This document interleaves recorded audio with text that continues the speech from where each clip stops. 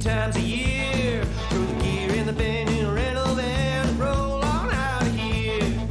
Never stop dreaming about the big time, oh, but the small time suits us fine. Never get rich, but it scratches that itch and it pays for the gas and the beer. Got a cheap microphone and a roll guitar, a cheap microphone and a roll guitar. Oh, yeah, it's Friday. That means we get the toe-stomping, gear-jamming version of Ayla Brooke and the Soundmen's Desolation Sounds. That's the album from Fallen Tree Records. We love it.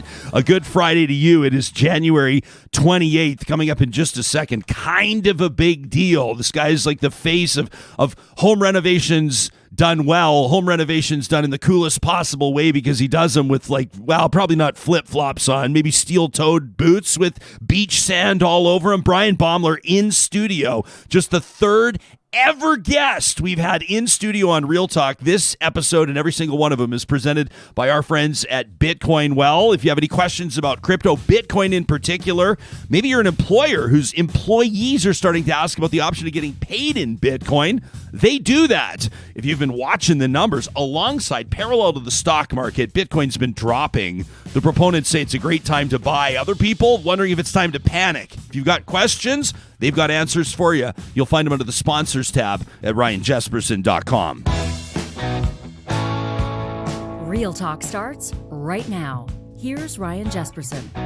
Well, he's a Gemini Award-winning host. He educates, entertains viewers about home renos on hit shows like House of Bryan, Disaster DIY, Leave It to Bryan, and of course, probably my personal favorite, Island of Bryan. What a pleasure to welcome to the Real Talk studio, Bryan Baeumler. It's good to have you here, my man. It's good to be here. It is good to be here. Last time you and I hung out, it was in a different studio in a different part of town.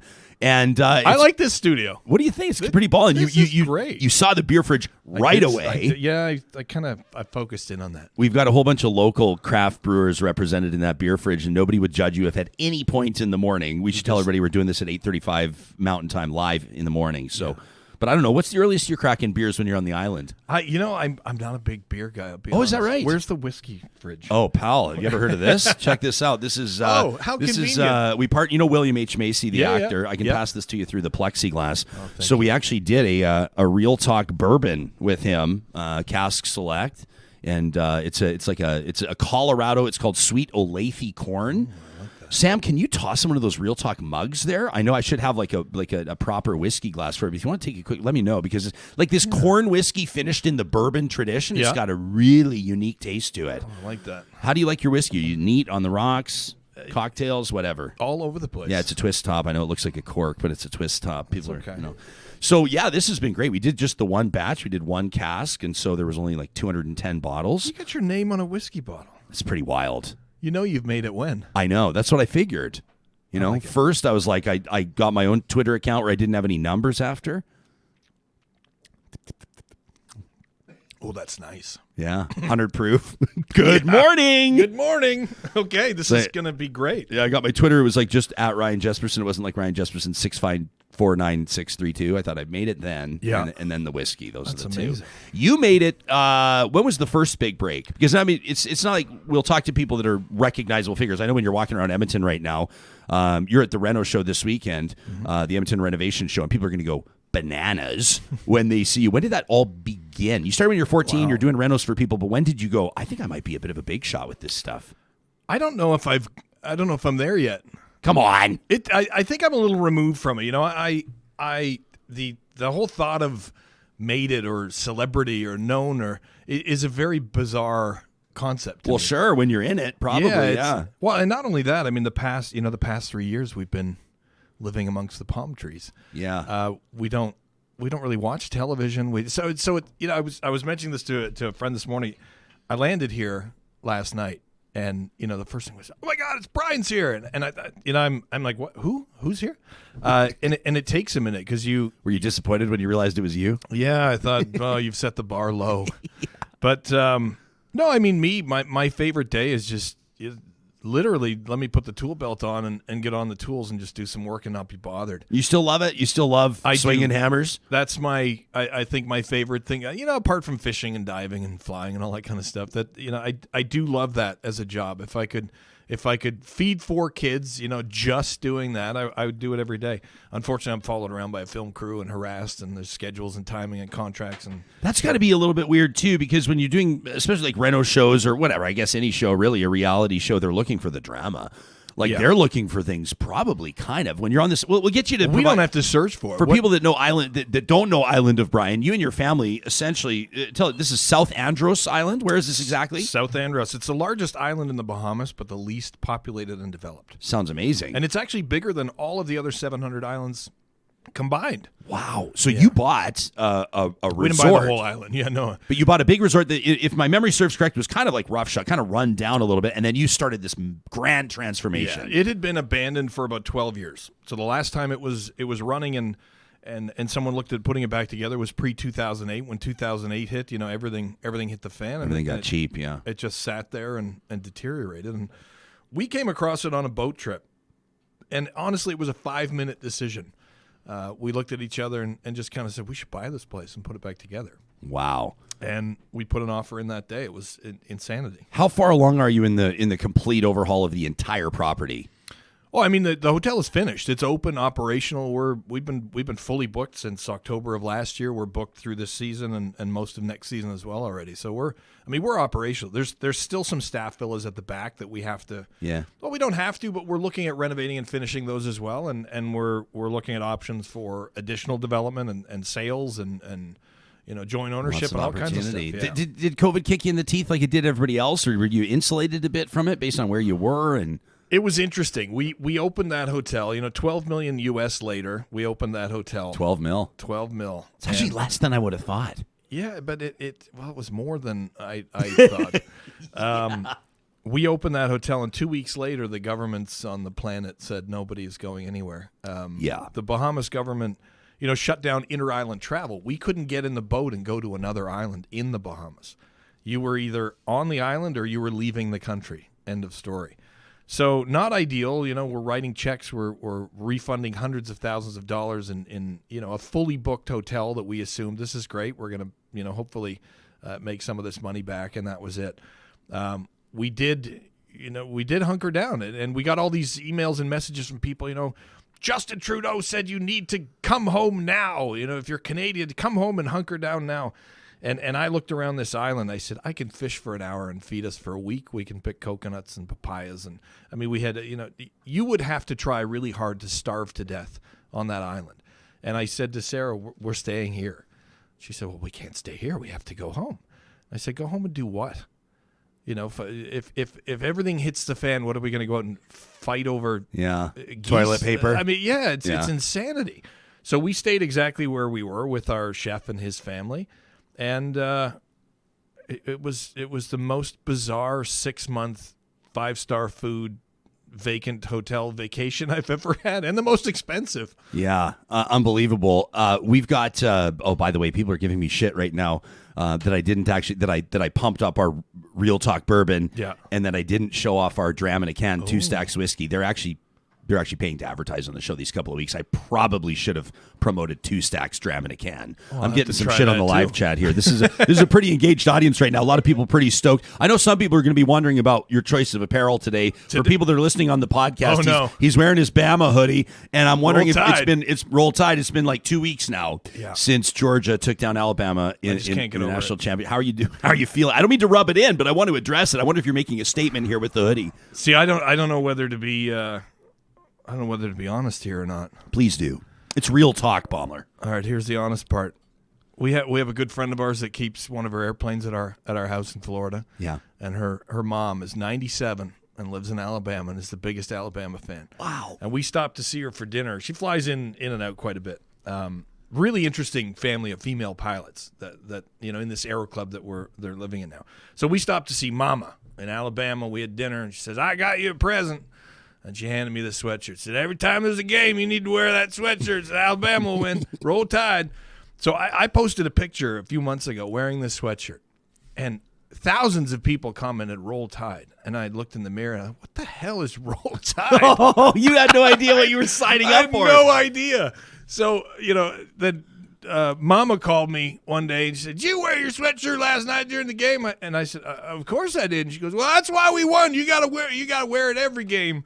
So last game I didn't wear it. Oh, I know. Don't tell Mama. Okay, well, here, I'm not like a huge college football guy, so I respect it, but I'm just not a huge fan. So I will tell you this, is that maybe you can take credit when you get back in touch with her. Yeah. So Jermaine Burton, big wide receiver from Georgia, he's a national champion now, beat Bama in the national championship game. He's just decided to transfer to the SEC rival, to Crimson Tide next season. So maybe you can sort of take credit for something like that. I'll take credit for that. They poached the guy. That's a hell of a thing to be able to do. You know, the other team beats you, then you take their star receiver for you. I mean, I kind of like the way that rolls. See, I have to get into it now. Do a lot of people know that you were a poli-sci major in university? I was. Are you do you pay attention? We've got this truck convoy. I'm not gonna. Don't worry. I know that there's publicists and there's a team around you right now that are going to say, "Don't say a word." Yeah, there's someone outside pointing. She's got right a rifle now. trained on me. Saying, and the person that's doing your publicity and your marketing this weekend is a good friend of mine. So I wouldn't put her or you in that position. Oh, hey, I do want to ask you a very fair question, which is as things happen at home, high-profile things happen at home. And I mean, geez, Joe Rogan and Laura Ingraham on Fox News, they're all talking about this truck convoy. The whole world's sort of starting to look at it. Yep. Do you pay attention to politics? Are you pretty still you're engaged? I mean, you majored in poli-sci. I did. I majored in poli-sci. I minored in business, but then I went back to trade school. I got smart, and I went back to trade school. You knew that was your calling? I knew it was my calling, but also if a lot of people talk about the stigma in the trades, and I think if you're educated, which a lot of people going into the trades now are very educated, wicked smart. There is no stigma. The stigma is if you're not in the trades, you're an idiot. Huh? There's an unlimited pile of cash to be made. You're sitting in a building, working here. You drove here. Everything you touch, everything you do is built, maintained, fixed by a tradesperson. That's a market that's not going away. So to me, there is no stigma. The stigma is for people that didn't get into the trades. Yeah, and it's probably definitely changed, right? Like it's kind of funny. I find myself even choosing my language in an interesting way. My little guy's 6. Yeah. And we're driving the other day, and he says, "How many grades are there?" I picked him up from school. He goes, "Does it go up to grade 19?" And I said, "It depends." I said, "It depends on what you want to do, kiddo." Yeah. I said, "But it goes to grade 12." And then he goes, "What's next?" And I go, "There's university," and then my brain kind of fires, and I go, "And there's college," and then my brain fires again, and then I go, "Or there's whatever else you choose to do," because I really want to talk to him like that when he's 6. Yeah. You're talking about politics. I do pay attention to what's going on. Unfortunately, and spending more time in the U.S. now has really, I guess, given me a different perspective on global politics. In the U.S., there's left and there's right.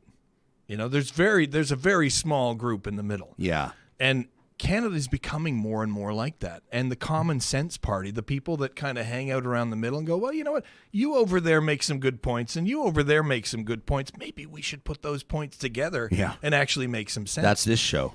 Yeah, and which is amazing. If I ever did start a party and decide to run for any type of office, it would be called the Common Sense Party. Just I would vote for you. Yeah. I might even run for you. It doesn't pay well enough. No, you're right. You know how many millions of people have emailed saying, "When are you going to go and fix 24 Sussex?" And I said, "We just need a pack of matches."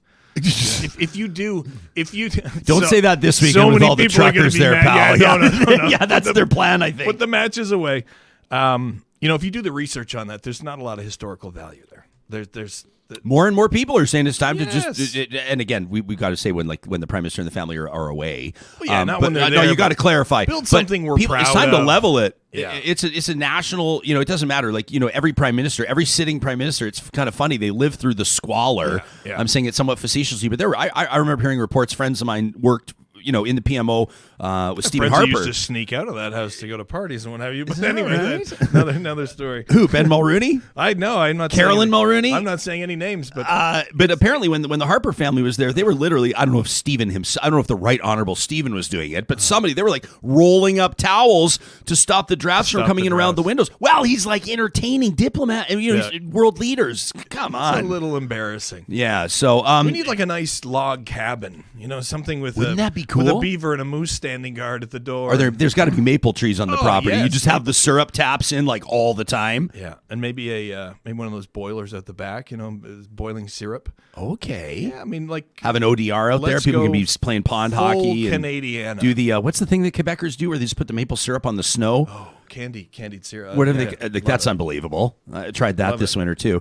So I've only got 3 minutes left with you, and I know because everybody wants to talk to you today. But thanks for talking to us first. We always appreciate that, and we're could go grateful all to have day. you here in studio. We're building a new studio. We haven't. I don't think we've publicly announced where. Should we just say we can More say money it? for It's more money right for some downtown. deserving tradesmen here. Yeah, in your team Edmonton. Love it. can tell you about. We're going into a historic building in downtown Edmonton called Mercer Warehouse, Yeah. and we're right across from the rink, and it's going to be unbelievable. Wouldn't it be cool to get you in there and kind of put some work into this project? I think that might be kind of love cool. it. You get all kinds of different things, right? You probably get somebody someone would love to talk to you in Vancouver about putting together a $5 million penthouse that's like super modern, and then you probably get somebody that's like, my house is 125 years old, and I'd love for you to make it.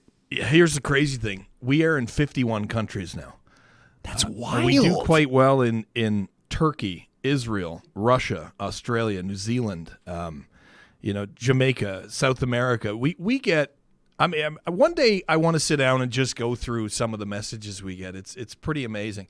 Kenya, Botswana. We get some amazing email like, "Come on over and help me," whatever. And it's there's not enough time. When's the last time somebody privately hired you to do a private off-camera job? Me personally, I'm a little tied up. But I mean, we have over 100 employees. Yeah. But if somebody's like, no, I don't even know. Money doesn't mean Like anything. the Queen says, the Brian, Queen you're is like, doing the my Queen's like, bathroom. when I come home, I want to see you. Well, her name's Sarah, and she does it all the time, and it doesn't pay very well. Yeah, you got to have a supportive family, right? Your wife, your kids. I mean, pretty amazing to be along for the ride and contributing like they do. It's insanity. We were talking about that more and more over the past couple of years. How we've been in this for 17 years now. Quentin just turned 17, and I remember bringing him to our pilot episode in a basket and introducing him to this film crew. Incredible. Thinking, well, they'll probably never see him again. This isn't going to work out. Yeah. And he just turned 17. I mean, he's a dude now. He's driving. I picked him. Is he following? You think he might follow in your footsteps? Too early to say. Not a chance. He's riding a horse. In big jumping. He's jumping in the World Equestrian Festival. He's found his calling. He helps out around the house every now and then if there's something in it for him. Very cool. Every time, I think this is our third or fourth interview. I don't remember, but every time we just talk. And we don't really get to like the official questions, and I never care because it's always just so great to see you. You've got this legion of fans. Our live chat right now is off on a tangent because they all know about this Quebec maple syrup and snow tradition. They're all telling us, and it's words that I can't pronounce. I would do my best, but I Watch for that yellow snow. Yeah, that's very true. It's the nuance, right? You want the golden brown, you don't want the yellow. Jillian says if you haven't been to a Quebec sugar shack, you haven't lived. And then she says, hit him up in the spring. And then she says, is it, I apologize, Jillian, for this. She says, Arabière Charbonneau is, mwah, she says. That's what they call it. So I tried. And the Edmonton Scotch Club is tuned in right now. What are they meeting on a Friday morning? I don't know. They're wondering what time is it appropriate on a Friday. What time should I be there? To crack your first dram in a can. They say they're asking for a friend. Well, I'll tell you what, Bryan Baeumler, we're going to send you with this, a 2 stacks Irish whiskey, dram in a can for the road whenever you like. And I got to be careful with my language like that. When you're on the go, maybe not for the road. I'm a passenger today. When you're on the go, you're a passenger. You go ahead and crack that bad boy on your way out. Bryan Baeumler, what time are you going? Tonight, right? At the Reno I'll be show? at the home show on stage at 6 p.m. this evening and 1 o'clock tomorrow. 6 p.m. tonight, 1 p.m. on Saturday. It's the Edmonton Renovation Show. You can check out all the details online at edmontonrenovationshow.com. Bring the whiskey. What a pleasure. Bring the booze. Bring the whiskey. You accept bottles as long as they haven't been cracked, right? 100%. 100%. My man, it's great to see you. Hey, good to see you as well. Through the plexiglass. That's Bryan Baeumler. Thanks for hanging out with us. We appreciate it. All right. Well, friends, you can let us know. I apologize. We didn't have time to take questions for Bryan. What can I say? We just had some catching up to do. And obviously, there's a lot going on there. Let me tell you about something very cool that's going on in Alberta. This is the 13th annual Growing the North Conference. And it's scheduled, it's coming up February 22nd through the 24th. It's a virtual conference on Zoom. You can find out all the information at growingthenorth.com. So what is it? Well, this is where municipal leaders, entrepreneurs, are going to be exploring economic development opportunities and innovation in Northwest Alberta. They've got keynote presentations, 6 of them, breakout sessions, so you can kind of workshop these ideas, get to know everybody through their networking opportunities. This is one of the largest economic development conferences in Alberta. And this year, to make it accessible to everybody, they're going virtual. There's going to be talks on economy in the future, resiliency in agriculture, tourism, innovation and leadership, and more. You can get your tickets now at growingthenorth.com. We just showed off our dram in a can. This is, Sam, let's get those photos up again. Can't believe I gave away my last dram in a can. I'm going to have to wait till tomorrow at the Real Talk Pond Hockey Classic, where everybody at our sold-out tournament is going to get their very own dram in a can. You can get these in packs of 1 all the way up to the packs of 1. You get them in singles all the way through to packs of 4. Not drinking yet today, believe it or not. Singles all the way up to packs of 4. You can find them at Sherbrooke Liquor. I recommend. I'm going to share some information with you about Sherbrooke Liquor next week. You're not going to believe this because we have a chance to talk to you about Dram in a Can for a couple of weeks here. This store, it's an institution in our home city of Edmonton. They've just opened up a second location, a new location. Sherbrooke Otwell is now open. I know I'm supposed to be talking about whiskey, about drams in a can, but if you're looking for craft beer, this is where I buy my top shelf tequila. This is where I find the best scotch, the best Irish whiskeys, including the dram in the can. You can find them online at sherbrooke.liquor.com. When you go in to ask for the dram in a can, you make sure you let them know that Real Talk sent you. We're going to be talking about vaccine equity a little later on in the show, and we're going to put some numbers in front of you that might surprise you when it comes to global vaccination rates. We always see the numbers. We break it down. How are we doing in Canada? How are we doing across the provinces? Which provinces are more or less vaccinated? Even the least vaccinated jurisdictions in Canada, though, are 70, 75, 80%. I'm spitballing here. I don't have the specific numbers in front of me, but the international rates are drastically different, some of them in the single digits. And we're going to talk to a couple of advocates who want us thinking about what global vaccine equity looks like. One of the steps they're discussing is hitting pause on boosters until everybody on planet Earth, or at least everybody that wants it, has access to their first and second shots. That gives you an idea of what we're going to be talking about. In just a second, we'll get to Sarah Hoyle. She's keeping an eye on the stories of the day, including Evander Kane to the Edmonton Oilers. That's a big story. And, of course, the truck convoy. It's some of them have arrived in Ottawa. Others will be arriving soon. And there are implications, obviously, including the Conservative leader, Aaron O'Toole, who says he's going to meet with them. But I wanted to bump this email up relatively early in our show. This is from Allison, and I really appreciate her reaching out yesterday. We were talking about CPR. And I shared with you a firefighter pal of mine was letting me know that typically CPR is not successful. He said the amount of people that survive a massive cardiac incident at home is quite small. That's not to say don't do CPR, but this was on the heels of Calgary's former mayor, Ned Nenshi, on this show yesterday, saying that with the state of ambulatory care in the province, if his mom had a heart attack, he said he'd be tempted to drive her to the hospital himself. Now, I knew that when we had that conversation, we were going to hear from some people, and I appreciate it. This message deserves amplification, and I'm happy to do it. Allison says, Jessica, I'm a regular listener to Real Talk. After your show, I feel compelled to offer some fact checks, as I heard some concerning opinions today. I'm a registered nurse. I'm an RN. I spent nearly a decade working in emergency departments. I also used to teach first aid and CPR for many years. Allison says, now CPR alone may not bring somebody drastically or dramatically back to life from a cardiac arrest, like what David Hasselhoff might do on Baywatch, or Ellen Pompeo on Grey's Anatomy may lead us to believe. However, doing high-quality CPR on somebody whose heart has stopped is one of the most important things that you or any healthcare professional can do. Early defibrillation using an AED, these are the paddles, right? You see them at hockey rinks and swimming pools and shopping malls and the like, can bring people back to life in some cases by clearing dangerous heart rhythms and allowing normal heart rhythms to take over. But even when restarting someone's heart, anyone who has not had blood circulating for more than a few minutes is at risk for brain damage if no oxygen has been making its way through. CPR keeps blood circulating, and therefore it provides some oxygen to the brain. Anybody can do CPR, and it can make the biggest difference. Allison says, I cared for many patients during my time in the ERs or the emergency departments where they fully recovered after having their heart stopped because they had CPR early and defibrillation.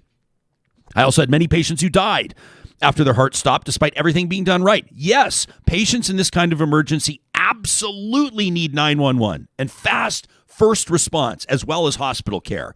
But please, says Allison, early CPR can make a huge difference. And when people in the public start CPR for someone who's not responding, not breathing normally, it gives that person the best chance possible. She says there are some great resources available. People can Google the Heart and Stroke website.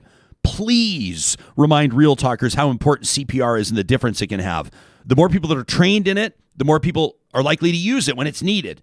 You never know when someone will need your help. Allison says, I once, wearing my civilian hat, had to do CPR outside a movie theater at the mall for a man who collapsed on the escalator. Thank you, and stay safe to my fellow Real Talkers. That from Allison. That's a great email. And Hoyles, I appreciate stuff like that. I know you saw that email too. We appreciate, number one, the accountability, number two, the engagement, and number three, you can tell from Allison, that's the type of thing where she didn't write in to talk about our conversation about do you or do you not squeeze fruits and vegetables to test for quality at the grocery store. This is literally a matter of life and death. She's got a ton of firsthand experience, and I appreciate it. So we want the reality check from what we hear on the fire trucks and on the ambulances, and then there's also the reminders from Allison that says, hey, listen, if this could be, it may not be the majority of times, but if it's your dad or your brother or your grandma, and your CPR efforts prevent them from sustaining brain damage, and they are indeed, quote unquote, brought back to life. Boy, will you ever be glad that you learned it, that you did it, you know? Yeah, I mean, ultimately, I would want to throw everything that I got. Yeah. Everything that I got against someone that needs help. So even if it were unsuccessful, I'd still want to give it a go. I wouldn't want to be, feel like my hands were tied. I was getting my skates sharpened yesterday, and I walk into the place. I'm going to put the two of you on the spot right now because I'm curious. We have never had this talk. We talk about certain things with regards to the type of workplace we want to have, but I'm looking over at the till as I'm paying for getting my skates sharpened, and I see that they've got a note right beside the till, and it says, staff members trained in CPR. It was such interesting timing, and it had their names of the staff members at this location, and then it also had in brackets the date they were certified. So I thought that was really neat. In the moment, you're kind of scrambling. Somebody's collapsed and not breathing, or they're unconscious, and there they are. They have that resource right there. Sam, are you trained up in CPR, first aid? Where are you at with this? My certifications have all kind of lapsed, but I have had the training. You think that I would be okay if I need to step in an emergency, but I need to recertify. Yeah. Sarah, how about you? Same. Yeah. I mean, the number of times like doing babysitter training when I was a kid or like a teen, and being a camp counselor, we had to have that training, but I've let it lapse. So that's a great reminder. I'm the same too. Yeah, I did bronze medallion, bronze cross, and like the resuscitation, worked as a lifeguard in high school a little bit. That was the same sort of a thing. So I think like put into the moment, you would know, like scoop your finger in, clear out the tongue, like tilt the head back. You remember those types of practices, but I also think it would be extremely stressful. You know what I think probably too is that every time, when your life changes, and if your life experience includes welcoming a child onto planet Earth, that's what I think probably kickstarts a lot of people into getting trained up again on first aid as well. You have an incident at home with your kid. You want to be able to know how to respond to it. So that was a great reminder, and I appreciate Allison's email. Sarah, we're keeping an eye on, obviously, a number of stories, and it's not just in our neck of the woods, in the city of Edmonton, where the iconic brand here is the Oilers, the biggest brand in town with the two best players on planet Earth. I will say it unapologetically, Connor McDavid and Evan Bouchard. And Leon Draisaitl too. Okay, those are for the hockey pool boys. I have Evan Bouchard in my hockey pool. But the Oilers are struggling. There's no doubt about that. 3 in a row, big win. They've got 3 in a row under their belt right now, but the team over the last couple of months has really been struggling. They're hoping to kickstart their offense by bringing in Evander Kane. The rumors proved to be true yesterday. His agent announcing it's official. Evander agrees to a contract with the Edmonton Oilers for the rest of the 2021-2022 season. He'll travel to Edmonton, he says this evening, that was last night, and he says he's going to wear jersey number 91. He led the San Jose Sharks in scoring last year. Obviously, his off-ice problems have been pretty prominent. He's been involved in a nasty divorce and custody battle with his wife. She has accused him of being abusive toward her. Interestingly enough, the courts have awarded custody of his daughter to him. He's got money problems. He's got a gambling issue. The question is whether or not this is going to hurt the team or help the team. The other question, I don't know if it's a bigger question or not. It depends on your perspective as what it's doing to the fan base. And so I've conducted, as soon as the announcement was made official yesterday, an unofficial, unscientific Twitter poll on my Twitter. People can still chime in. There's 7 hours left. I say it's official. The Oilers have signed troubled but talented winger Evander Kane. And I asked Oil Country, are you okay with it? Are you not okay with it? Are you undecided? We've got 1,900 votes right now. Pretty tight. 44.9, let's call it 45%. Almost half say, I'm not okay with it. 32.5, we'll call it 33%, say, I'm okay with it. And 23% say they're undecided. So all three of us live in the city of Edmonton. We all come from different perspectives. I'm sure that's the beauty of a show like this, is we can have these conversations. Sarah, where do you land on the signing? Where do you land on the story? Well, first things first, he has been charged with assault, a sexual assault, like full stop. Yeah, and I'm just gonna be accurate here. I'm not gonna be carrying water for Evander Kane in the conversation, but also he's not been convicted. He was not convicted of it, so that's also relevant. But yeah, he also has had to file for bankruptcy for $26.8 million in debt. So do you care? Like, you're a big Raps fan. Would you care if the Raptors signed a guy that had declared bankruptcy? Yes. You think that declaring bankruptcy is relevant to a player joining a team to help him win a championship?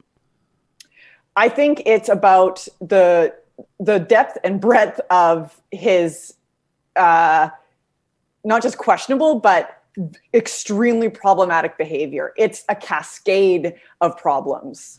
And to say that, he's great on the ice, he's going to help the team. I mean, one guy is going to make the change. You have, like you just said, the Oilers have the two best players in the league, and they can't eke out a win. So adding this guy, and what does it do to the reputation of the team? I'm just aghast. And I saw somebody on Twitter say that they're selling the remainder of their season tickets and donating the rest, whatever they make, to Win House, to domestic violence. Like, I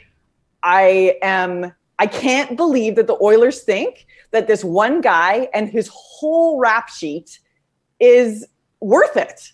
I mean, and they're alienating a whole bunch of people, and I'm disgusted. Yeah, and that's your perspective, and that's a valid perspective. And 45% of you, 45% on my unofficial Twitter poll say they're not okay with it, Hoyles.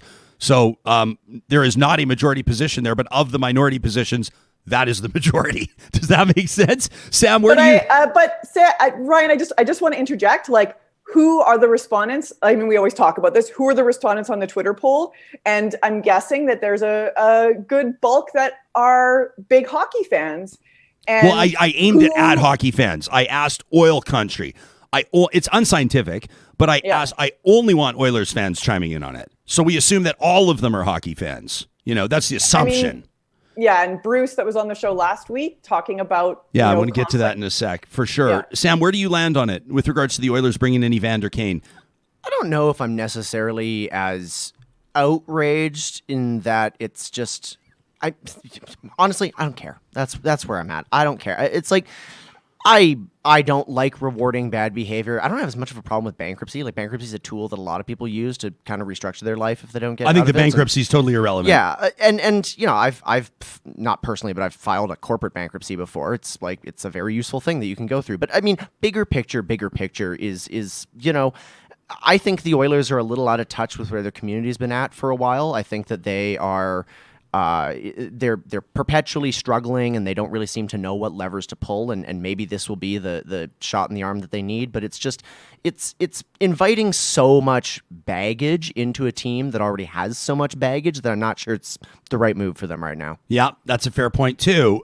Corey on our live chat says, I'm angry that the team was so desperate that they needed to go get a guy like this. Ryan says, you know your team's desperate when you bring in Evander Baggage Kane. Ray says lots of professional athletes, like all people, are good people and bad people. Kane is a publicly bad person. I'm sure that there are Oilers who are better at hiding their bad acts. Jen says, why do we hold hockey players in such a high regard? Or athletes, for that matter. They have to be role models for us. Jen says, what about Patrick Kane? Come on, guys. They're all gross. So for those of you that aren't super hardcore hockey fans, there's two Kanes in the NHL. Both of them are very skilled players.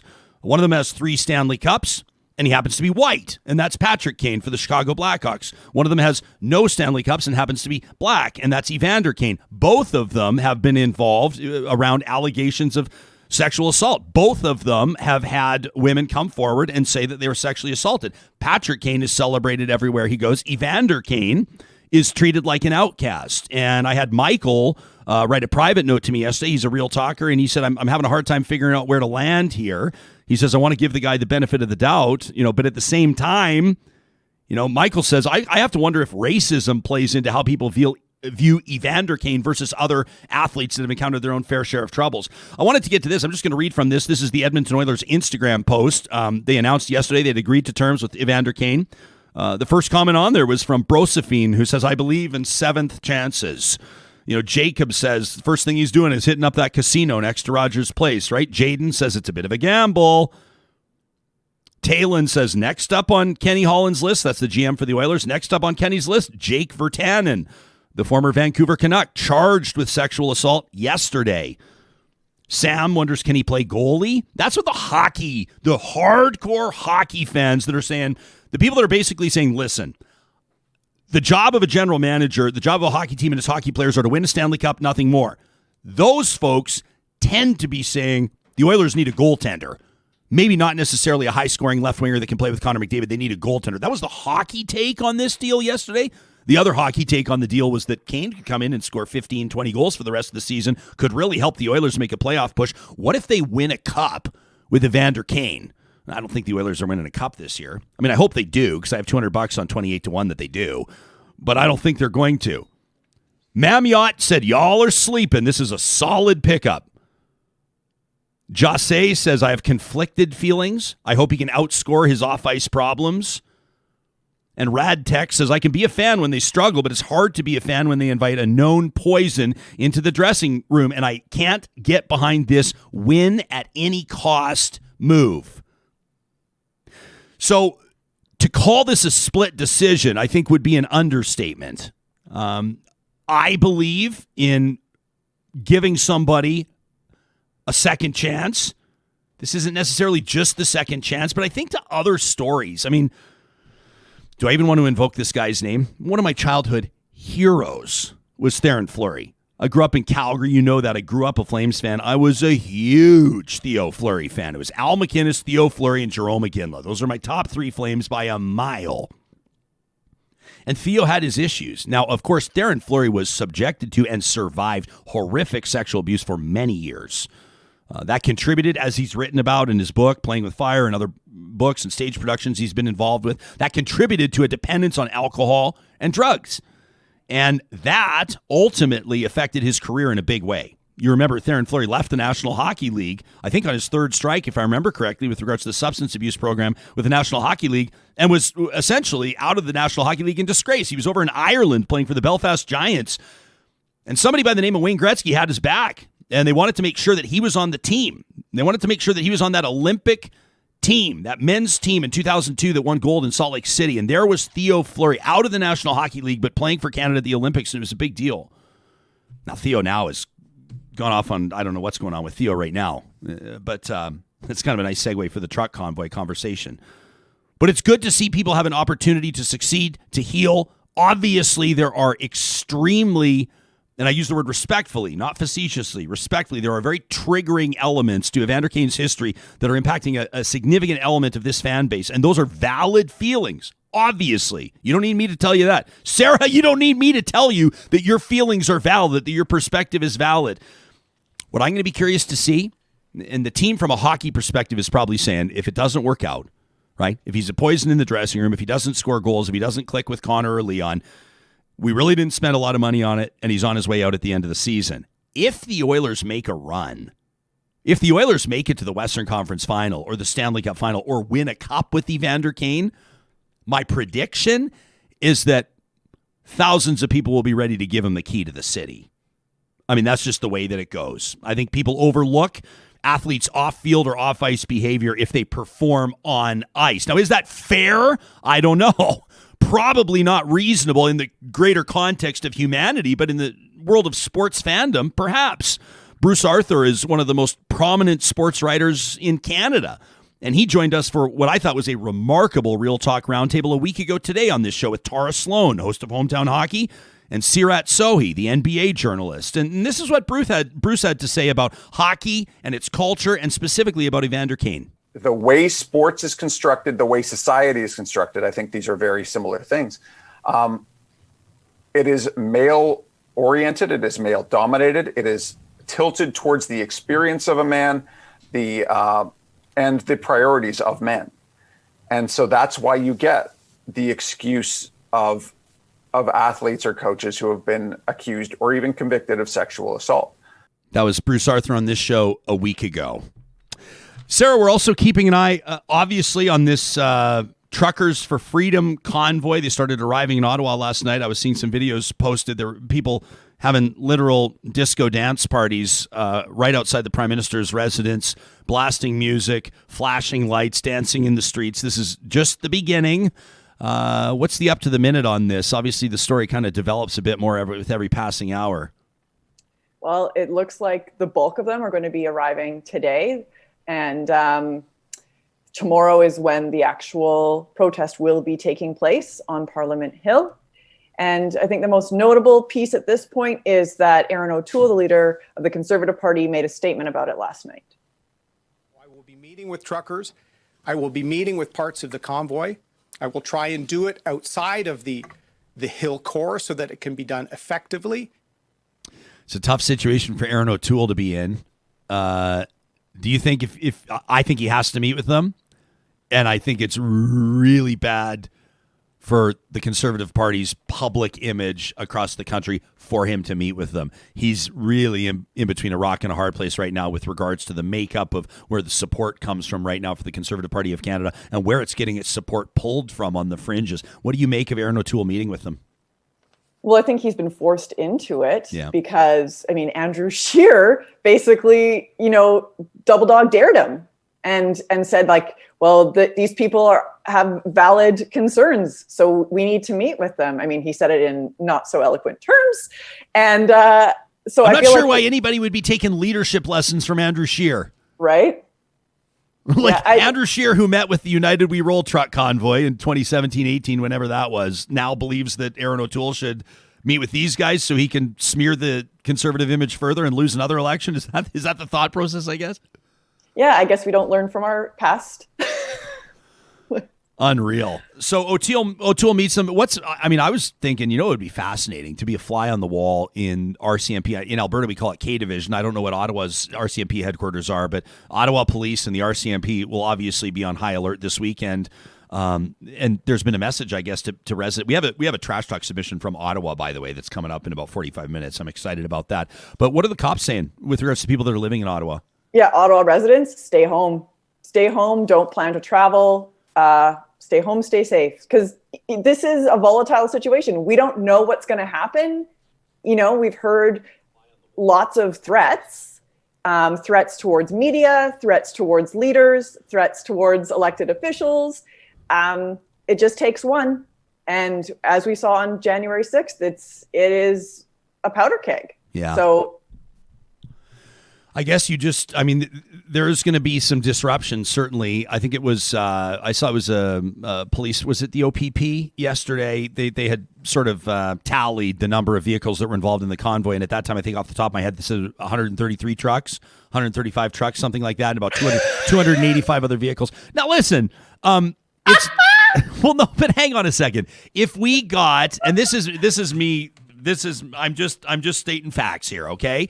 Getting 135 big rigs and 285 other vehicles together for anything is a pretty big deal. But it's not like, Theron Fleury said yesterday by way of his Twitter, people were being led to believe, somebody said the truck, the head of the truck convoy, the pilot vehicles, the head of the convoy has now exited Manitoba into Ontario, and the tail of the convoy is just entering Manitoba. And Theo Fleury's going, wow!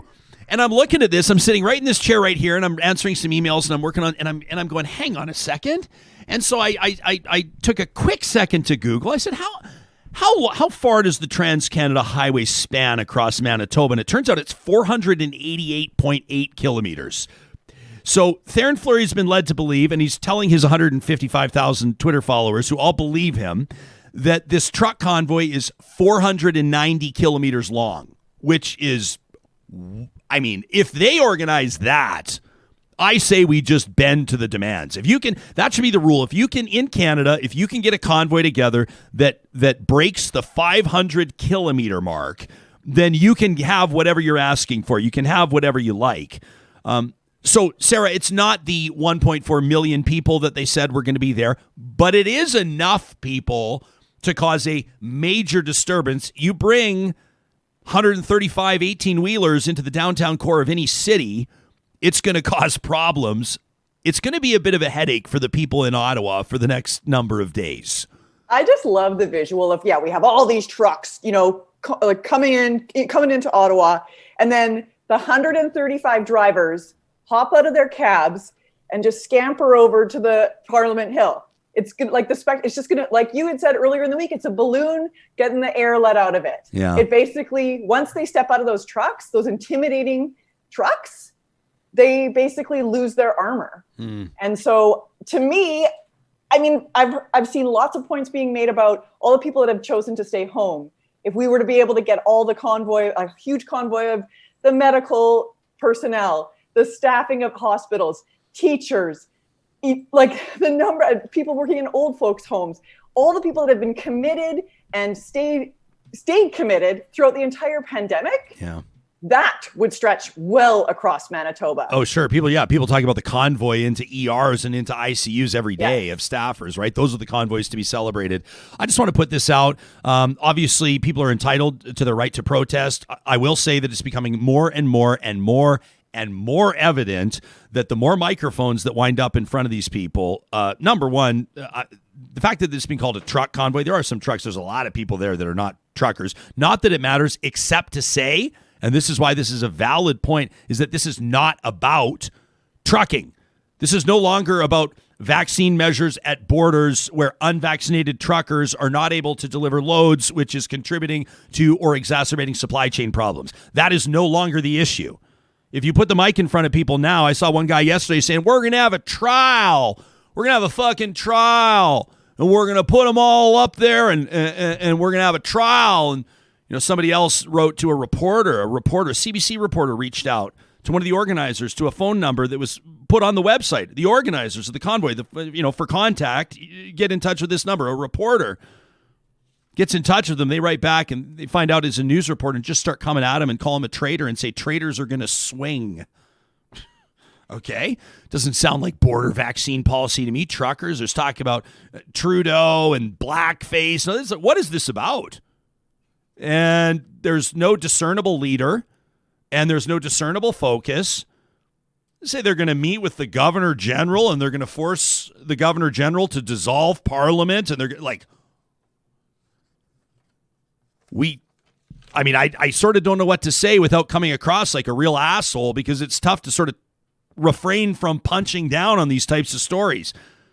If you're like me, you're troubled because you have some friends and maybe some family and some people that you really care about that are all over their social media. They're texting, they're talking to people that are really cheering this thing on. I want to refer you to this, and then we'll move on. The Canadian Anti-Hate Network put out a piece yesterday. I think it's important to consider. You can read it at antihate.ca. The Freedom Convoy is nothing but a vehicle for the far right. And I've seen people coming at me saying, you're taking one or two people, one or two poisoned apples, and you're smearing this entire movement because of these one or two people. At antihate.ca, you can read about the organizers and the people that are tied to this and the undeniable facts of exactly why this stuff is problematic. If I'm a conservative, I'm really concerned about my party, which is supposed to be a mainstream, big tent conservative party, getting into bed with these guys and playing footsie with them and even entertaining this lunacy. We'll be keeping an eye on it over the weekend. Obviously, we'll be talking about it Monday morning. You can share your thoughts with us anytime by way of our email account. That's, of course, talk@ryanjesperson.com. We're going to talk about global vaccine equity in just a second. Right now, I want to remind you that January into February is a perfect time of year to reevaluate where you're at with regards to your career, with regards to what you want to do in 2022, how you want to better yourself, Athabasca University, Canada's online university, is a great place to start at athabascau.ca. You can check that drop-down menu, how AU works, and you can learn about the first year online or credit for experience or how it's flexible and open. You can even tour AU, so to speak, by way of a open house online at athabascau.ca. The admissions process is clearly laid out, and you can use other drop-down search options on their website to customize exactly what you're looking for. Maybe you want to take one course in French, or maybe you want a specific course on diversity and inclusion or artificial intelligence. They've got so much going on, plus an amazing bit of research going on. We're going to be featuring that in the months to come here on Real Talk. We're proud to partner with Athabasca University. Eden Landscaping, you know that right now you're looking outside and maybe the last thing you're thinking about is getting work started on bringing your outdoor space to life, but the design and a lot of times ordering the materials for what Mike and his team are going to build out for you has to happen right now if you want your project ready for summer. You can check out their services and their portfolio online. They've got a really diverse array of what they've been doing. They can go super modern. They can go with the natural beauty approach, stunning stonework. Maybe you just need a retaining wall. Maybe you need excavation done. They have been doing it for 20 years at landscapeedmonton.ca. And it's Friday, which means that our friends at Friesen Brothers will be bracing for visits from thousands of Albertans. In my mind, per my bias, they'll be looking, Sam, specifically for the thick-cut bacon, for the Ivan's sausages, and for the sourdough cinnamon buns. But of course, if that doesn't float your boat, there's a whole lot more as well. You can check out their new monthly specials online at friesen.com. Don't forget the pierogi pizza is Mike's meal of the month for January. They've got their Toonies for Tummies program going on, which is a fantastic fundraiser. And of course, we're just a few days away from the first of the month, which means it's going to be 15% off the first of the month, every first of the month at Friesen Brothers for purchases over $75. We talk a lot about vaccines, don't we? We talk a lot about initiatives to get people vaccinated. We talk about vaccination rates. We talk about where the numbers have to be for us to consider easing restrictions and getting back to what we once understood to be normal. But how much have we been talking about vaccine equity? Like outside of our own parameters, outside of our own backyards, so to speak. We compare provinces, we compare countries, maybe ourselves in the United States, but what about all around the world? Before we get to our expert guests, we want to put a couple of numbers in front of you. Check this out. Global vaccination rate. The global vaccination rate right now, just about half of the people walking planet Earth have been vaccinated. This is from Our World in Data, 50.8%, almost 51%. That means 4.12 billion people have been double vaxxed. But if we go country to country and break it down, this is where it gets very interesting. Some of the top nations in the world, the United Arab Emirates, for example, UAE right now, 94%. This is as of January 25th. These are recent numbers. 94% in the UAE. You go to a country like Cuba, almost 87% of Cuban citizens are vaccinated. In Canada, we're just about 79%. Not bad. 4 out of 5. The United States, a bit below us at 63.8. Let's call it 64%. You get to India, and about half of India's population is vaccinated at 50.2%. Ukraine, just 1 in 3, 33%. And then look at these drops. In Syria, just 5% of the population is double vaxxed, and in Sudan, that number even lower, just over 3%. Dr. Courtney Howard is an emergency physician that's living and working in Yellowknife. She's a clinical associate professor at the University of Calgary's Cummings School of Medicine and the Community Research Fellow for Planetary Health at York University. Heather McPherson is the NDP Member of Parliament for Edmonton Strathcona. She serves as the critic for Foreign Affairs and International Development. She's been a voice in Ottawa on global vaccine equity. She spent 25 years, essentially her adult working life in international development prior to being elected as a Member of Parliament in 2019. To the both of you, welcome to the program. I'm looking forward to this conversation. Dr. Howard, is it safe to say that generally speaking, this is an issue that's really not been forefront on the minds of people with the luxury of living in the developed world? I think that's true. It's one of these situations where we've all had so much to do just keeping the wheels on the bus of our personal and professional lives and making sure that we've got what we need. And I think this is true of decision makers as well.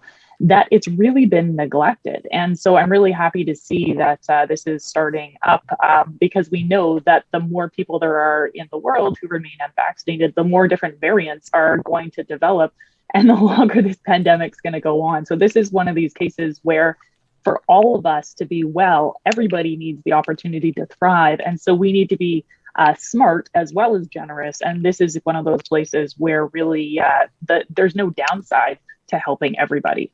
Heather, if someone's traveled even once to some of these countries that we mentioned here, if you've been to Syria, if you've been to Sudan, if you've been to other developing countries, it sort of sears itself, doesn't it? Some of the issues and the resilience of people in these countries, by the way, also makes a huge and lasting impact on you. Safe to say that a quarter century working in international development has probably helped shape your perspective on this? Absolutely. Well, and I want to echo Dr. Howard that's thanking you for bringing this issue up. I mean, this is something that we should be talking about. This is important for people around the world. This is important for people in low-income countries, but this is important for Canadians too. Like this is a really important issue for us to get through COVID-19 and to actually get to come out of this. You know, Canadians have done what they can, but we need our government to step up. We need our government to do what needs to be done to make sure that people outside of Canada are able to get vaccinated and aren't, there aren't these variants developing. We don't have these ongoing economic disasters happening. There's a lot to be done. And so bringing this up and letting us talk about this today, I think is really important. So thank you very much for that. Well, of course. I mean, we call it real talk. We want to have real talk. And to be honest, I know, and Sarah Hoyles, producer of the show, can tell you this, if an issue makes me particularly uncomfortable, oftentimes that's my barometer telling me it's something we should be talking about. And so this certainly qualifies. Because I think sometimes we bitch and complain about things like, access. And I don't mean to discount. I mean, for example, if you're a teacher and you're waiting for your classroom's masks and rapid tests, that's not bitching. That's being responsible. But we live in a luxurious reality, relatively speaking. People in Syria right now have it a little bit different. Doctor, what are the barriers to equity here? What are the barriers to access? Like, what would need to change? And what could the G7 or the developed world do about it? Yeah, that's a great question. So it helps to sort of continue or consider the entire chain. So first, people need to get the right to produce vaccines. So the initiative that Canada is being encouraged to sign on to is to support the TRIPS waiver at the WTO so that the patents which have been are sort of owned by the pharmaceutical companies get set aside in favor of global solidarity. So we can say, hey, if you have the production facility to produce this, you could produce the Moderna vaccine or you could produce the Pfizer vaccine for, whatever amount of time until we all get through this. So Canada needs to support that. The US is already supporting it and we haven't. And then you need to consider the production facility and what equipment and trained personnel are needed to actually make the vaccines. And so we need to transfer the technology to other countries so they have the opportunity to do that. And then there's the so-called last mile challenges. So I've worked with Doctors Without Borders and I've been in conversation with them about this. When you think about Sudan, this is a challenge that is entering a country that has very poor health infrastructure. So we think of all of our health professionals, and you were talking about them during the introduction and also during the truckers segment. Having worked in other places, there are very, very few doctors, very, very few nurses. And so that means that actually Care International put out a number that actually said that it actually costs 5 as much to administer the vaccine as it does to buy the vaccine. And you need the people and the trained personnel and the cold chain to actually get it into arms. And so all of that needs to be facilitated for those numbers that you had in the introduction to be significantly improved. Hawes has been with me since my early radio days. He followed me over from the text line to the live chat here on YouTube, and Hawes has always provided great perspective. I've always appreciated Hawes's takes. Says he's shaking his head right now. He says, now that all the Canadians that want the shot have received it, now we can show concern for equitable distribution of vaccines. It kind of feels like we filled our bellies at the banquet table. We're so full we're about to puke, and now we're concerned about world hunger. Heather, should we be a little harder on ourselves at how we've approached this? I mean, we're a year. I got my first shot in April. We're coming up on a year.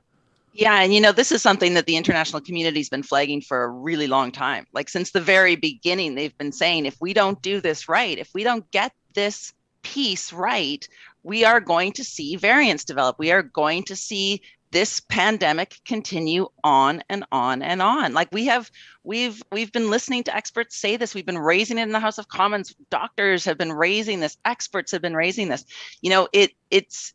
It's really problematic that we're at this point in the pandemic and we still don't have a solution to get vaccines to people in low-income countries. And at the same time, I think it's really important to realize that, some of the pharmaceutical companies, companies like Pfizer, like BioNTech, like Moderna, they're making $65,000 every minute of combined profit on this stuff. So at what point are we going to put people's lives ahead of this? At what point are we going to say, people around the world need to have these vaccines? It's really disappointing that we're this point in the pandemic and this is when we're dealing with it. Okay, so you're in opposition. You're one of those that's tasked with holding the federal government's feet to the fire. What is the Canadian, if I ask a minister, what's the Canadian government doing about this? They're going to pat themselves on the back. If I ask you, an opposition member, what they're doing, you're going to say, not enough. So what is the Canadian government doing? What would you like to see Canada do? So what my biggest frustration has been is, and you're right, like that's my job. I stand in the House time and time again. I've asked the government, like, when are you moving on the TRIPS waiver? When are you going to do more for COVAX? When are you going to do all of these things?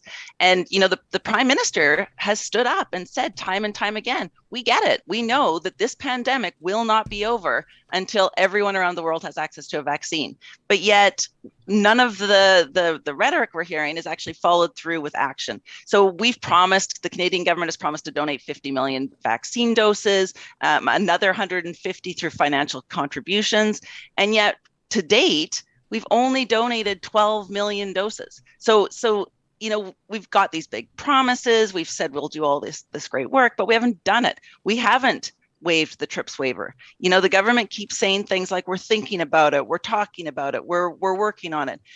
South Africa and India asked for this in 2020, October 2020. And if the government requires, 15, 16 months to talk about it, we don't have time for that right now. We don't have time in the middle of a global health pandemic for that.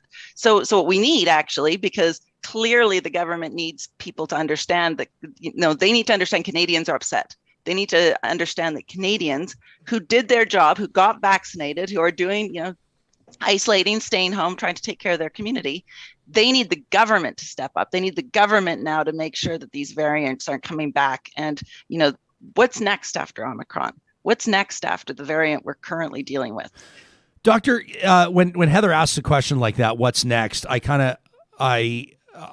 feel this, like my stomach kind of sinks a little bit, because I feel like we are in this like Groundhog Day type scenario where, everybody was concerned about Delta for obvious reasons. And then all of a sudden it was kind of like, okay, hopefully we're getting, and then all of a sudden I remember the first time I heard Omicron, I go, oh geez, what's this? I Google it. Oh, this is the next one. It just feels like there's going to be waves and waves and waves. Meantime, a lot of experts are calling for a moratorium on boosters. They don't want Canadians getting their third, let alone fourth shots until we see these vaccination rates in other countries bump up to 20, 30, 50, 70%. Do you support that? No. So it's easy when you consider the power relationships here to think about, okay, that this is an issue of not having enough. But what that's doing is it's pitting people in high income countries against people in lower and middle income countries, instead of taking a look at who's in power and is making money from this. So there was a report by a media outlet, Breach Media, in December that showed that the pharmaceutical lobbying of federal officials nearly doubled in Canada since the pandemic started. And so when we think about our officials being, they are busy, they don't have a lot of time, they're relying on different sources for information. If they're all of a sudden being totally pressured by the pharmaceutical industry, we're going to start likely to see decisions that are made in favor of the pharmaceutical industry, And so when we look at that, I think what's really needed here is political courage to say, okay, we are going to take a look at what is best for the public, not only now, but into the future, because we know that we're going to see not only different waves of these variants, but we're going to see other infectious diseases. We were very lucky with Ebola that it was contained at the source, but it easily could have transferred. There's other potential for the transfer of novel infectious diseases. So we need to start looking, okay, what is the long-term strategy here where we can make sure that if we ever interact with pharmaceutical companies, we're getting the maximum public benefit from our research dollars, from help setting up production facilities by writing into contracts, okay, like once you come up with a new vaccine, you're going to sell it back to us for not that much extra because we helped you make it. And that we're not doing that right now. All of those vaccines that you were talking about and the astronomical profits that Heather was mentioning, most of those were developed with some degree of public funding. And so we're really being taken advantage of here. And what we need to do is ask our leaders to be courageous.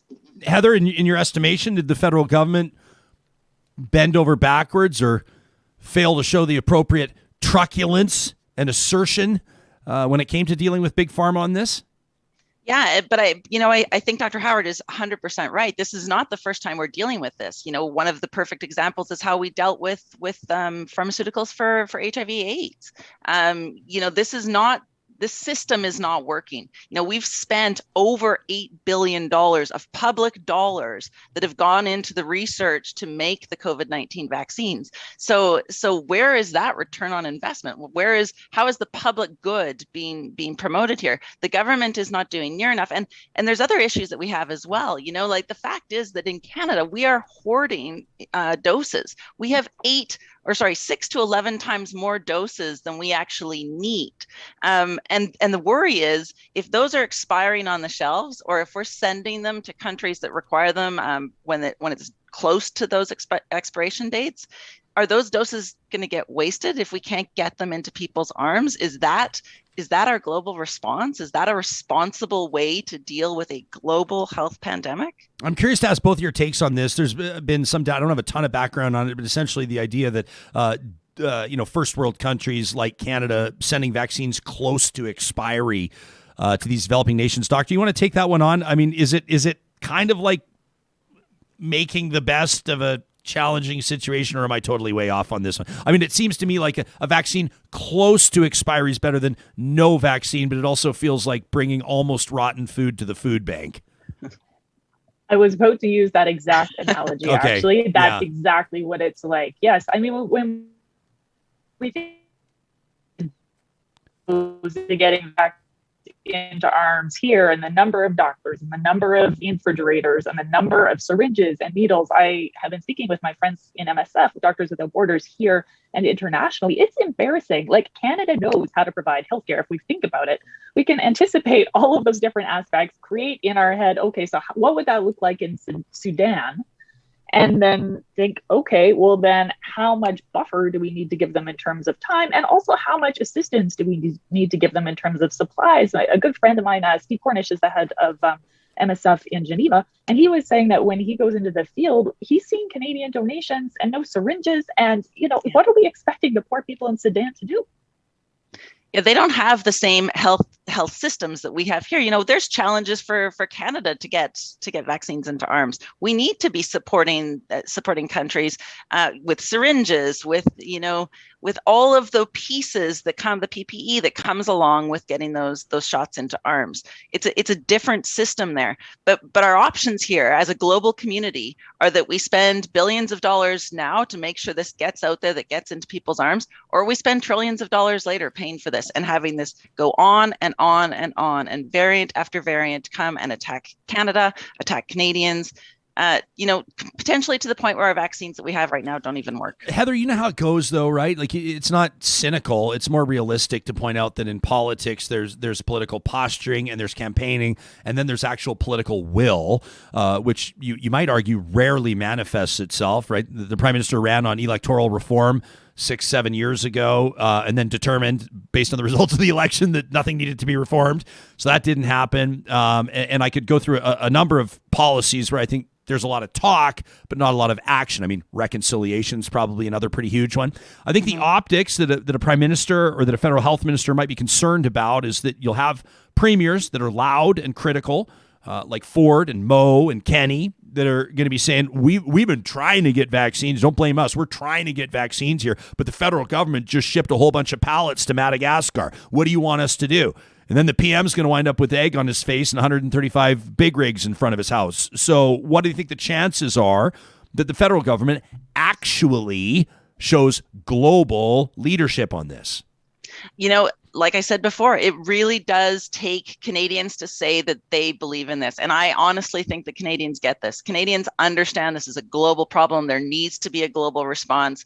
They need to push the Prime Minister. I'm going to do my part. I know Dr. Howard is going to do her part to be calling for this, but we need folks to raise their voice. Like this is an absolute failing that is going to impact Canadians. Like, if you don't see this from that lens of doing it for the right reasons, for doing it for people in low income countries, for making sure that people around the world have access to vaccines, do it so that variants don't come back and attack Canadians. Do it so that our economic impacts of COVID-19 don't start running into the tens of trillions of dollars. Do it so we can stop being locked in our homes and having these rotating waves that keep coming time after time. So the government does need to take this action. And I honestly believe Canadians they understand it right now. The vast majority of Canadians have had access to the vaccines 1, 2, 3.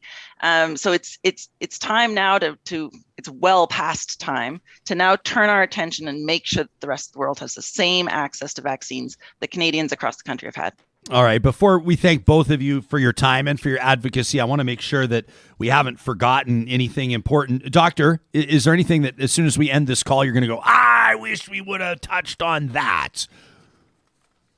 I just want people to see this in the context of the rest of our lives. I live on permafrost here in Yellowknife. The climate is changing. We know that that's going to lend future challenges to supply chains in terms of supply here. There's a lot of advantages to us starting to produce more vaccines in the public interest, more essential medicines, even like penicillin can be hard to get a hold of because it's not a lot of profit to be had from it here in Canada. And so let's begin as we mean to proceed, or at least start now as we mean to proceed to build the systems that we need so that people can have access here and internationally to the essential medicines that they need to be healthy. Dr. Courtney Howard, by the way, is joining us from Yellowknife. As mentioned, you can check out her website, drcourtneyhoward.ca. This is like the nicest website I've ever seen any medical professional have. Can people view your TED Talk from right there on your site? It looks like they can. You talk about planetary health and politics. People can link to a whole bunch of media that you've done and really amazing advocacy. Really impressive stuff. By the way, Yellowknife. Not enough. I've never been to Yellowknife. Did you grow up there or did you move there? My parents met and fell in love here and then moved down to Vancouver. But when I came back from working with Doctors Without Borders, I wanted to work in a place where we could have a high impact. It's a majority Indigenous population. My husband's a pediatrician and he wanted to work where he could make a difference. So we live here. But it's a wonderful community and we're only one plane ride away. So you should come see us. So cool. I don't know why. Sam, aren't you about you and Kelly have dreamed up for your honeymoon like a big, huge road trip up into Canada's north, haven't you? Yeah, probably not. Honestly, we're going to do the Dempster Highway, which is driving up to the Arctic Circle, up to Tuktoyaktuk. So probably actually not going to go to Yellowknife, but I've been to Yellowknife once to speak at a film festival there, and I did not want to leave. I adore Yellowknife. It is a wonderful community. Well, Dr. Howard, we appreciate you joining us. I got to get political just for a second with Heather.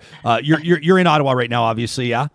No, I'm in Edmonton. Oh, you're in Edmonton right now. Next week. Pardon me. We're back in the house okay, pardon me. Well, I was going to ask you if you could hear the horns honking from your office, but you're in Edmonton right now, so the trucks have long gone. What do you make? You're an elected representative. Obviously, I would imagine that there's been some discussion with your fellow MPs about what's going on with this truck convoy and the focus of it and restrictions. And how are you wrapping your head around what you're seeing with this convoy?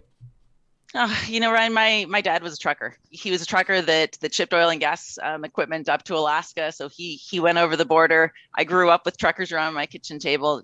Truckers are carrying awesome folks. We're lucky to have truckers. The vast majority of them got vaccinated and did what they could to protect the community. I don't think that's I don't think this convoy represents what truckers in Canada represent. I got an email yesterday from the Sergeant at Arms at the House of Commons saying that there's some real risk about going to work today.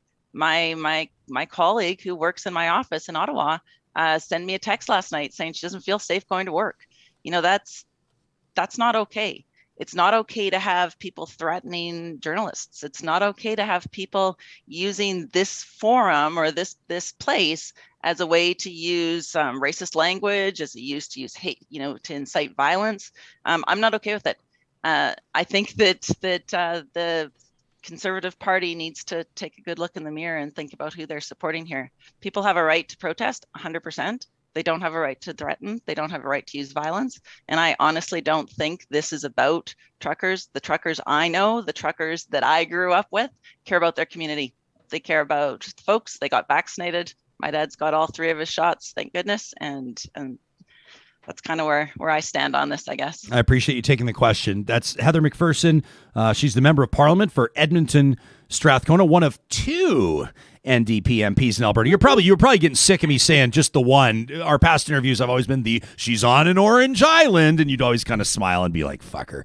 So now you got 2. You're growing the base. Heather McPherson out of Edmonton Strathcona, Dr. Courtney Howard, an emergency physician and an amazing advocate out of Yellowknife. Thanks to the 2 of you, and have a wonderful weekend. Thanks so much, Ryan. You got it. Thanks. I like that. I like Heather's take on that. Listen, she's like, my dad's a trucker. I grew up with truckers around the table. This isn't truckers. Not to say there aren't truckers there, but it's important to call a spade and talk to it like it deserves to be addressed, right?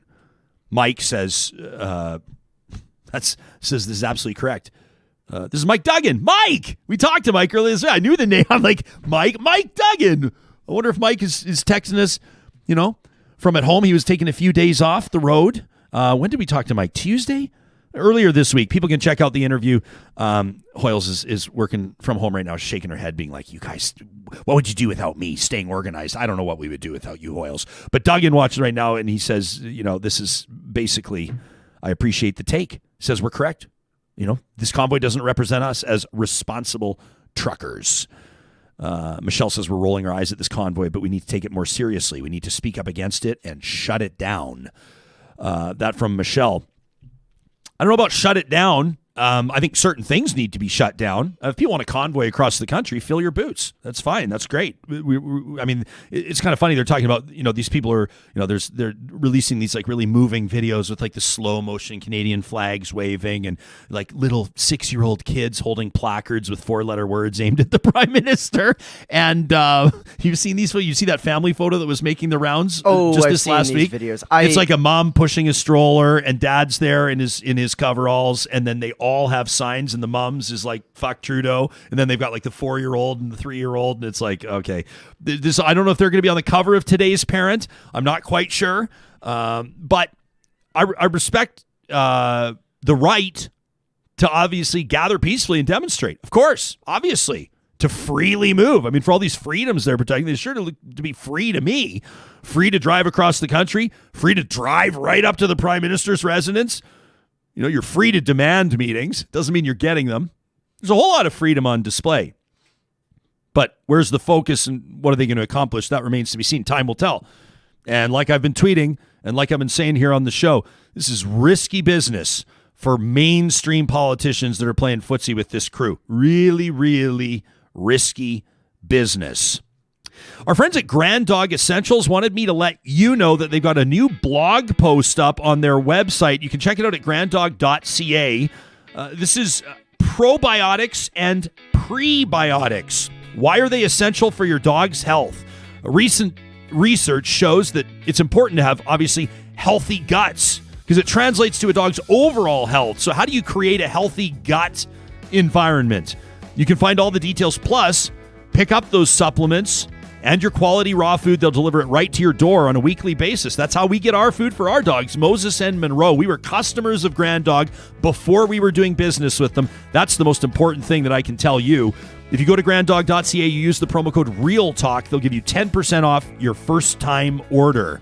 How about this? Sherwood Dodge, over this weekend, it's a big one because they've got some limited time offers that are ending January 31st. That means this weekend is your chance to get a look at 3.49% financing over 96 months on a new Ram, the new Ram 1500 starting at $57,988.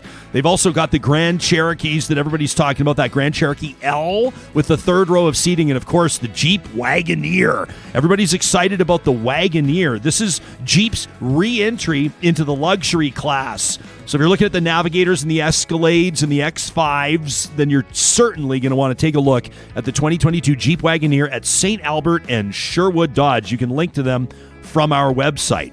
The team at Park Power wants to remind you, how about cool is that, Sam? That text from Larry the other day that let us know that he said he got his first bill from Park Power. He finally switched over after hearing about it on Real Talk. He says in the midst of a cold snap, he gets his first power bill. It was for the same amount of power, 36% less than he'd paid with his previous provider. I mean, that's all you need to hear, right? If you go to parkpower.ca right now, take your business there. You will see the rewards: fixed rates, variable rates, electricity, natural gas, and internet. That's Park Power. Oh, and by the way, the Park Power team, they've entered a team at the Real Talk Pond Hockey Classic this weekend. Bunch of plugs. Yes! Yes! Took a minute. I know it took a minute. I'm really amped up that they're going to be there, Sam. Yes! Yeah, I can see what you're prepping, so I know what you're up for. Yeah. And I'm hammering right into the Kubi Energy mention. You know, if you get Kubi to install solar panels on your business, on your home, they actually work with Park Power. They have a program set up, so when your system is providing excess energy, you can profit from it. You can benefit from it. You can sell it back. Kubi's also hiring right now. Their spring hiring blitz means that they're bringing in sales personnel, installers, electricians. That's the journeyman electricians plus the apprentices. They're looking at hiring upwards of 20 plus people. So it's a great time if you're looking for a career change, a new opportunity, to check out kubienergy.ca. You looked like you wanted to say something about Kubi Energy. You're not thinking of leaving us to become a solar installer, are you? I have two cousins that are electrical apprentices, and I'm just sending them a little text right now. Is that right? Yeah, Jake told me, and I said, how many are you hiring? He goes, oh, no, we're looking at, 10 to 12, right now, and he goes 20 plus over the next little while, which is absolutely awesome. Sarah Hoyles, we didn't get a chance to talk about this earlier. I don't love that Elon Musk is tweeting about Canadian truckers, but what I am more intrigued by is another. I replied to that. But I replied to that. I said, he says Canadian truckers rule. I said, especially the vaccinated ones. Canadian truckers do rule. I totally agree, Elon. The funny thing is, of course, his technology and his AI will be devastating to the industry of trucking. It'll be great for the efficiency, but on the job side, it's going to hurt jobs. So Elon Musk celebrating truckers is pretty hilarious. But what's this story we've been following? A space rocket that's on a collision course with the moon. This is a SpaceX rocket. Is this sort of the space junk issue is rearing its ugly head again? Yeah, so there is a heck of a lot of space junk, which basically is trash from all the different trips that the Americans, the Russians, the Chinese, Elon Musk's people, Jeff Bezos's people, they just basically leave their trash up there. There's no policy out there that actually regulates this and makes it so people, this is an actual image from NASA. People watching on YouTube can see this. It looks like the Milky Way all around planet Earth, but instead that's a representation of all the space junk. This is a terrible take. Okay. Ahead of time, it's a terrible take. But we get these. I'm going to laugh now so I don't cry. Because if you ever want to just discourage yourself to a point of no return, Google something like floating plastic island or plastic island garbage or plastic Texas ocean. There are these floating plastic islands. There's one rumored to be the size of the state of Texas. Whether or not that's accurate, who knows? But people will say, yeah, but it's the ocean. We can't even wrap our minds around how big the ocean is. Never mind space. I mean, are we really blasting enough out there to actually create a real problem with our space junk? I mean, isn't this something that we don't have to worry about for 10,000 years? We'll be long gone. Why is it why are people sounding the alarm? I don't really mean this, but why are people sounding the alarm right now? Is this like a potential crisis? Okay, two things. First, when we look at the ocean junk, yeah, it's basically like we're doing the same thing. We haven't learned our lesson. Let's now, they got lots of space up in space. It's called space. It's like when you give a hoarder an extra storage room, but expect them to keep it organized. It's not happening.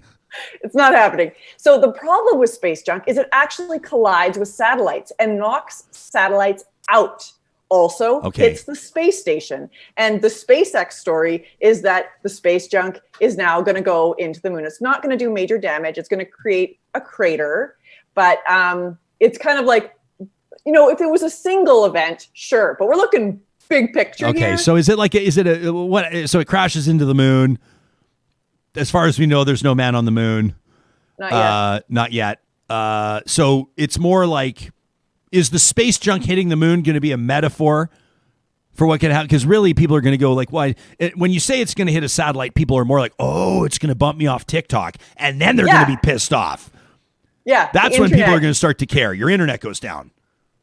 Exactly, precisely. So, I mean, yeah, it seems like it's miles. Well, it doesn't seem like it. It is miles, kilometers and kilometers away, but it will affect you in your home. Okay, and the other space story that we're keeping an eye on, we always try to have at least one or two space stories simmering because there's like this shared fascination among our team. Like anytime we've had like Astro Katie was on the show, we just went bananas for like 2 weeks. But what's this story? What's Toyota doing? What's this moon rover thing? This looks absolutely incredible. Yeah, well, they're basically like they got the Land Rover, so now they're going to make the Lunar Rover, and they'll be able to check out that crater that the SpaceX debris makes. It's the idea is that it can travel on the planet or on the moon, I should say, and in comfort. So you can eat in there, you can sleep in there. You know somebody's going to buy it to drive on planet Earth. Yeah, just like remember like Arnold Schwarzenegger, wasn't that part of the deal on when he did Terminator 2 that it was like written into his contract that he got a Humvee? Did you see that he crashed his Humvee the other day and hurt somebody badly? Yeah, but it wasn't a Hummer that he crashed. It looked like it was more of like a luxury SUV, like a people driving Hummers. Like, it went clear it went over like a over Prius. it. Yeah, and then it was like Arnie because you never expect. It's like why people say always wear clean underwear because you never know when you're going to have like a cardiac event and you're going to be in the hospital wearing your like dirty shredded undies and then like the nurse who's going to end up being your wife comes to help you out. And it happened to a buddy of mine. Buddy of mine went to the hospital. The nurse that gave him care ended up marrying her. This is actually a true story. It's not in Penthouse Forum. It's a real life true. Is Penthouse Forum even still a thing? I don't know. But Hoyles, this is, like that was the Arnie photo that was pretty hilarious because he's out there. Thankfully, nobody was hurt, I don't think. But no, she went to the hospital, but she's fine. Yeah. But he's there. They're like exchanging information. And here's like the governor, the Terminator, Arnold Schwarzenegger wearing like his like day slippers. And he was wearing looked like sort of like long underwear and like a college jacket that his friend had lent him. It's like, you can imagine getting in a car crash and out steps Arnie. Unbelievable. It is pretty unbelievable, but it's real life. Yeah. Real life. Real life. So my money's on Schwarzenegger being the first to get that. No, it'll be like, who has the control? It'll be someone that's like a big Toyota shareholder that would have access to that. It'll be the same cast of characters. It won't be Elon Musk because that would be pumping tires away from Tesla. Does Bezos have a car affiliation? I don't know if he does. Branson, maybe? Somebody's going to get one of those Toyota Moon Rovers. Super cool stuff. I mean, I want one. I wonder what it costs. Sarah, did they say what it would cost? Sam's about to ask for a raise here because he needs to be able to afford a Toyota Moon Rover. It is electric. It's electric. Well, yeah, I mean, running out of gas on the moon would be a real bummer. Although you just wait until we find out that there's fossil fuels up on the moon, and then people are going to care about asteroids and space junk hitting it. Also, an internal combustion engine would not work on the moon. It wouldn't work? All. There's just not enough oxygen? There is zero oxygen. But perhaps you could create some sort of you have snorkels. Maybe the snorkel just needs to go up high enough or something like that. Is this idea just getting more and more there's no atmosphere, so ridiculous? I don't know exactly what you're tapping into. It's going to be like the beginning of the Beverly Hillbillies. There's going to be space junk is going to hit the moon. It's going to create a crater, and then all of a sudden oil's going to start blowing. And then all of a sudden, oh, wow. Then the conversation's going to change, right? Nobody on the moon is complaining about emissions. Nobody on the moon is complaining about tailings ponds. To the moon! Our friends at the Dairy Queens of Northwest Edmonton and Sherwood Park want me to remind you that even as far away on the surface of the moon, they're talking about the DQ Dilly Bars. I'm trying too hard on that one. I acknowledge I'm trying too hard on that one. That might be a stretch. That was a bit of a stretch. The Real Talk special for the month of January is 2 for 1 on the Dairy Queen take-home treats, the Dilly Bars, the DQ ice cream sandwiches. I'm talking about the Dairy Queens in Sherwood Park on Baseline Road. Love that location. Westmount, kind of that's our backyard. That's our most regular Dairy Queen. I do, just to be a responsible partner, I make sure that I visit all the Dairy Queens. I try to visit them equally. Palisades, Nemeo, Newcastle. Are you conducting an audit on them? The last time I went through a drive-thru, it was at the Nemeo location. I'm going through and I'm ordering. The gal at the drive-thru window says, "I recognize your voice." I said, "Do you?" Anyway, I'm also super excited because Mark and his whole team at the Dairy Queens of Northwest Edmonton are going to be out. Maybe Michael will be there too, Dairy Queen in Sherwood Park, at our Real Talk Pond Hockey Classic this weekend. Hot burgers, hot eats, cool treats at the Dairy Queens. You can find us at Larry Alexiak Field. That's on Saturday. Starts at 9:30. Anthem, 9:45. Puck drop at 10. It's going to be a whole lot of fun for the family. And, of course, DQ will be there. We're super excited about that. Our friends at Local Waste want me to remind you each and every week they love to compete for business. As a matter of fact, Mikkel, Chris, Lauren, and their team would go so far as to probably make the assertion to you that you're paying too much for your waste services right now. That's right. They say there are some bad actors in the business that crank up their rates, that sell you more than you need. It's not how they roll at Local Waste. They're driven by integrity. It's one of their core values. They have the word framed hanging on the wall in the head office. That's a true story. You can get a quote today in Alberta or Saskatchewan at localwaste.ca.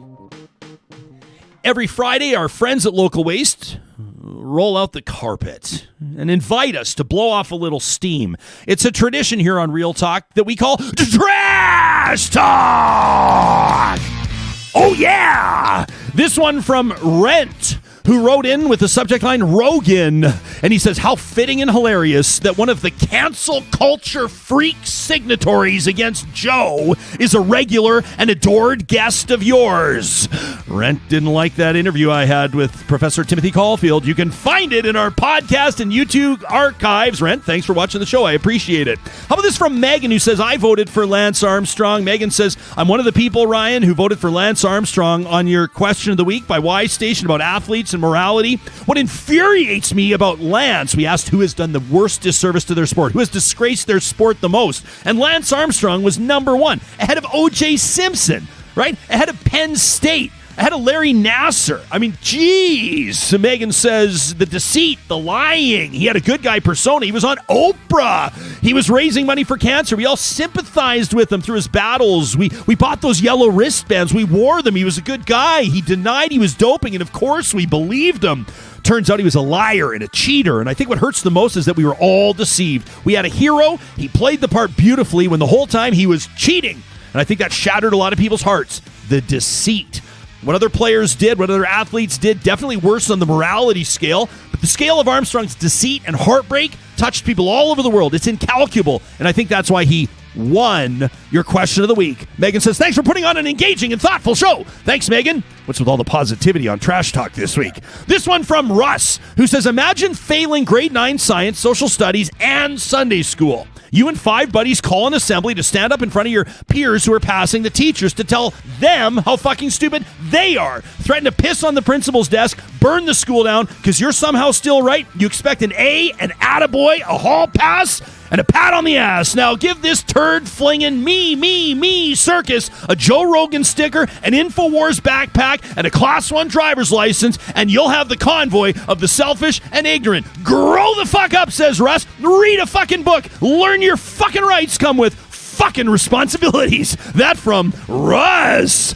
This one from Kim, who says with the GoFundMe proceeds, $6 million, perhaps that could go to pay for the extra security, policing, and preparedness that our nation's capital will face, which will turn Canadian taxpayers off. They're the ones stuck with the bill for paying for this madness. That from Kim. And finally from Ian in Ottawa. We love our Eastern Real Talkers. He says, a quick note to all the gear jamming, dart crushing, flag flying, horn honking yahoos on this freedom tour. You got every right on God's green earth to protest, to scream and yell and throw your tantrums, and to drive right across the country whenever you like. What you don't have the right to do is fuck over everybody else, including me in Ottawa, with your misguided, confused, obfuscated, ridiculous manifesto. Our nation's capital is ready for you in the sense that we're battening down the hatches and staying home these next few days while you clowns roll coal. In the spirit of democracy, I promise not to laugh, not out loud anyway, when you head home with your tails tucked between your legs, having accomplished exactly nothing, because you have no idea what the fuck you're doing. That from Ian. These are all real emails sent to us to talk at RyanJesperson.com. Make sure you label them Trash Talk. Coming up next week, I'll do it from memory because I just threw my papers all over the room and I have no idea where they are. I know that Sarah Hoyles is working on, hang on a second, can we bring Sarah in Saturday? See, Friday? You have me so well organized. You have me so well prepared. And then I start throwing papers around and dropping F-bombs. And the next thing you know, I'm screwed. I know we're talking Black History Month. It sounds funny with like heavy metal underneath us right now because we're talking serious stuff. Black History Month. No, you can keep it going. We can do that. We can live in the weird, Sam. Hoyles, what else do we have coming up next week? So we're looking at vaccine hesitancy in relation to Black History Month because of historical reasons. So we'll find out about Very interesting that. angle. I like it. We're catching up with long COVID sufferers, including a researcher who's had, or has, I should say, long COVID and is looking into it. And we're also talking on Monday with folks out of Calgary, Red Deer, and Toronto. Oh, yeah. All of them have created programs that are not putting calls towards the police, but towards social services. So 911 calls could be diverted to the appropriate social services. It could save lives, right? Hey, Hoyles, take your hand, put it out like this, your thumb forward, then take your 2 middle fingers, touch your thumb, and then just give me one of these. All right, Hoyles. Long may you rock. Great job this week. Samuel G. Brooks, our technical producer. Sarah Hoyles, our editorial producer. And I am Ryan Jesperson. We'll see you at the Real Talk Pond Hockey Classic on Saturday. Stay safe this weekend, and we'll talk to you Monday.